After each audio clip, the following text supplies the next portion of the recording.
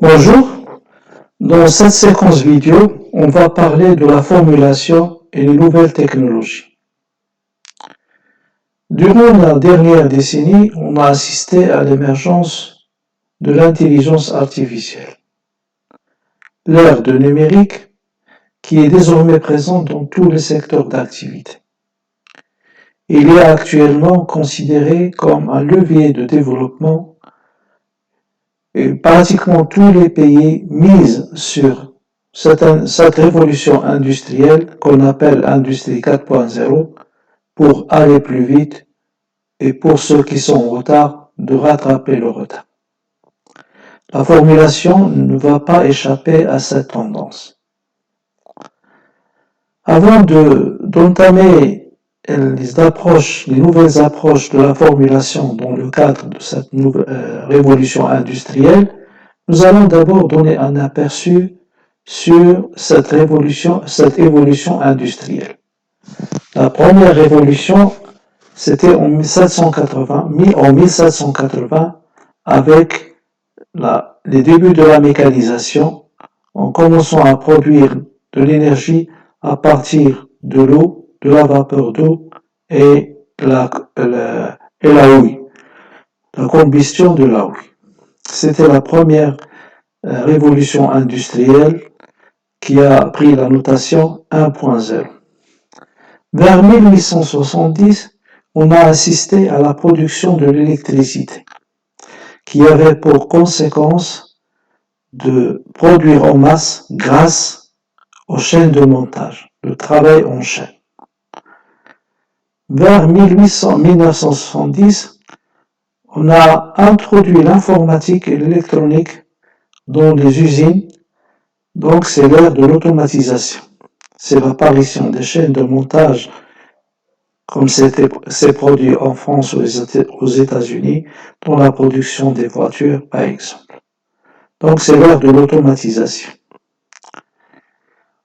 Actuellement, on assiste au développement du numérique grâce à la technologie des supercalculateurs et l'exploitation massive des données. Donc c'est l'ère des données et des supercalculateurs. C'est la révolution 4.0.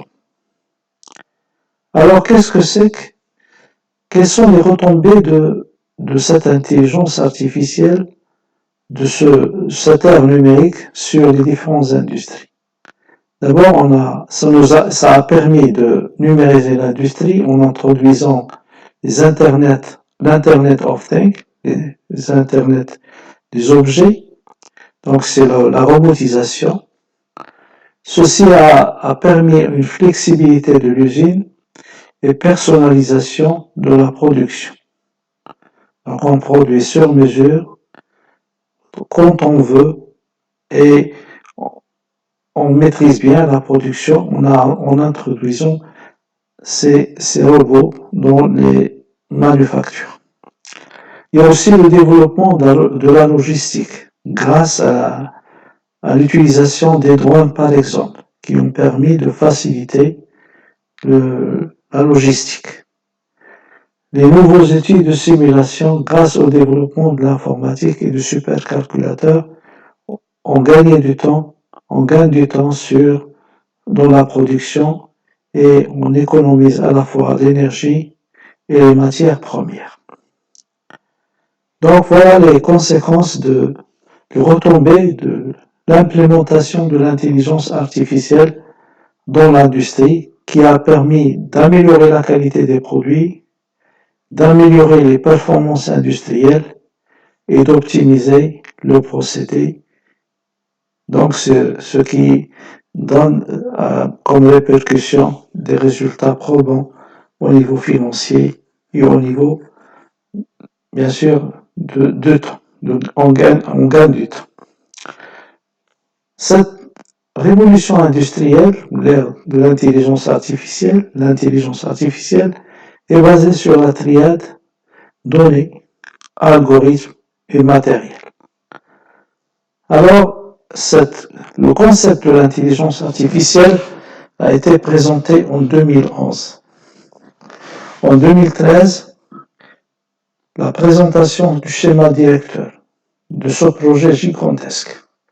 En 2015, c'est la création de l'Alliance Future. Ces événements-là ont été suivis par la présentation d'un mémorandum devant les organismes internationaux pour réguler l'utilisation de l'intelligence artificielle et d'éviter de l'utiliser dans des choses qui sont contre l'intérêt de l'homme, telles que le piratage, l'escroquerie, les guerres, etc., etc. Donc, l'intelligence artificielle, actuellement, c'est quoi? Ce sont des techniques informatiques capables de résoudre des problèmes à forte complexité algorithmique, particulièrement des tâches que les humains réalisent grâce à leurs fonctions cognitives. En d'autres termes, on peut transférer des tâches faites par l'homme à la machine pour les faire à sa place. C'est ça, en gros, l'intelligence artificielle.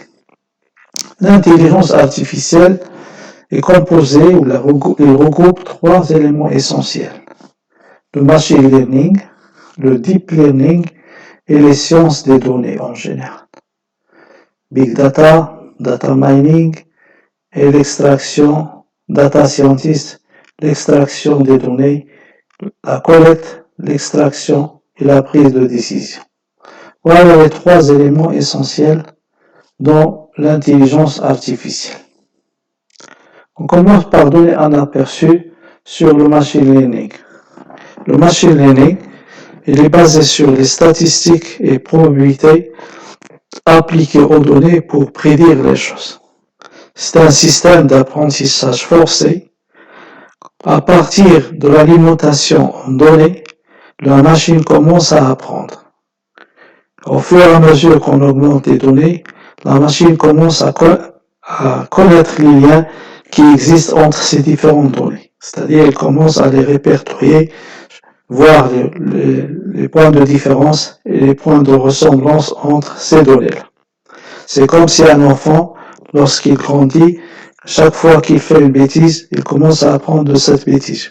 Il apprend aussi les bonnes choses au fur et à mesure de son développement. C'est pratiquement la même chose. Lorsqu'un enfant touche quelque chose de chaud, il va retirer la main. S'il tombe une fois, il va éviter de tomber la deuxième fois. C'est la même technique utilisée dans l'apprentissage forcé dans le machine learning. Le deuxième élément, on va détailler un petit peu. Les algorithmes découvrent des modèles, patterns, à savoir des motifs récurrents dans l'ensemble des données. Ces données peuvent être soit des mots, des images, des statistiques. Tout ce qui peut être stocké numériquement peut servir de données par le machine learning. Voilà le point fort de machine learning. Tout ce qui peut être enregistré sur la machine, il est considéré comme données. En décelant les modèles, c'est-à-dire les points de ressemblance et de différence entre ces données, les algorithmes apprennent et améliorent leur performance dans l'exécution d'une tâche spécifique. C'est très important cette partie-là. C'est ce qui est utilisé lors de l'exploitation des données dans le domaine de la formulation. Le deuxième élément essentiel, c'est le deep learning. Le deep learning repose sur les réseaux neurones qui s'inspirent du cerveau humain. C'est pratiquement le même raisonnement que fait l'homme. Si par exemple, la machine, le système apprendra par exemple à reconnaître s'il y a un visage sur une photo, avant de découvrir de quelle personne il s'agit, il va étape par étape. Chaque couche de neurones filtre un petit peu les données pour les rendre beaucoup plus précises. Donc ce que fait le deep learning, il complète le machine learning. Il prend les modèles de machine learning, il les traite par des méthodes statistiques inférentielles pour chercher le modèle le plus adéquat et qui est très proche de la réalité, qui propose des solutions. C'est ça le deep learning. Bien sûr, les données, les sciences des données, le big data, le data mining, c'est le troisième élément et c'est la clé de la réussite de cette intelligence artificielle. Les données, puis les données, puis les données. On s'appuie beaucoup sur les données pour réussir l'intelligence artificielle. Maintenant, on va voir comment évolue la formulation dans le cadre de cette émergence industrielle. L'approche conventionnelle, qu'on avait parlé dans la séquence dédiée à la boucle de formulation, le choix des constituants, ça se base sur l'analyse des cahiers de charges fonctionnels. L'expérimentateur ou bien le formulateur choisit sur des bases d'un expertise chimique les différents constituants, leur nature ainsi que leur plage de variation. Une fois que ces constituants sont choisis, il les mélange en faisant appel à son savoir-faire dans le domaine technologique et méthodologique pour produire le produit, pour réaliser le produit. Le produit étant fabriqué, on détermine ses caractéristiques. Ces caractéristiques sont souvent exprimées dans des dimensions différentes. On les transforme en termes de désirabilité. Ces désirabilités sont pondérées et la valeur de désirabilité, plus elle tend vers 1, plus le produit, si on maximise sa désirabilité, on va vers des choses de qualité. Plus cette désirabilité tend vers diminue, plus la qualité de produit diminue. Donc on essaye, c'est un choix multicritère pour retenir un produit. Alors on fusionne toutes ces désirabilités-là dans une expression globale qu'on appelle la désirabilité globale, qui est en fait la somme géométrique des différentes désirabilités affectées de leur coefficient de pondération. Sa désirabilité globale est, normalisée en divisant par la somme totale des coefficients. Si sa désirabilité globale est satisfaisante, on retient le produit, sinon on procède par itération pour trouver l'indice de satisfaction globale le plus performant. C'est ce qu'on appelle la boucle de formulation.